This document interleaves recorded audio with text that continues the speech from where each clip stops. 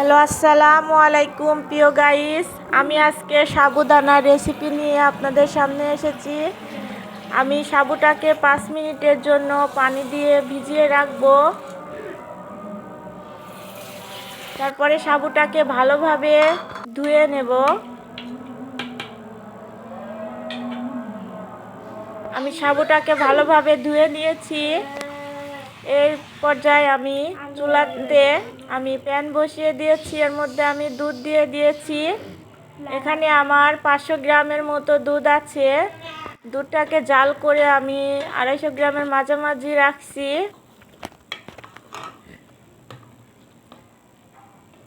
এর মধ্যে আমি ধুয়ে রাখা সাবুটাকে দিয়ে দিব।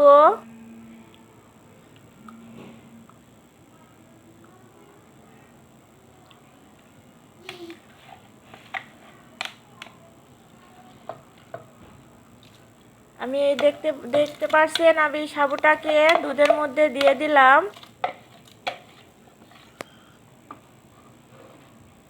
দিয়ে ভালোভাবে নাড়িয়ে নেব।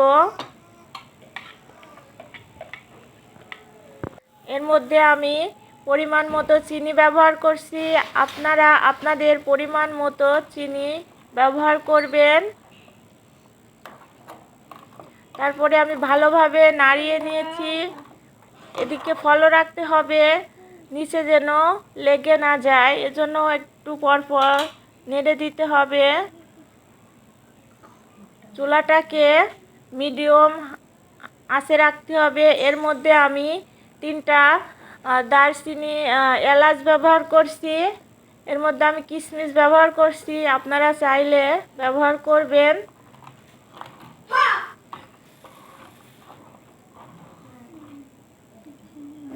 আমার সাবুটা দেখে বুঝতে পারছেন, আমার সাবুটা প্রায় হয়ে এসেছে।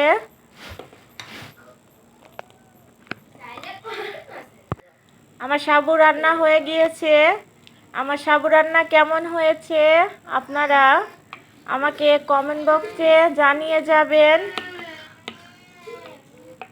এবং আমার ভিডিওটাকে লাইক সাবস্ক্রাইব করে দিবেন,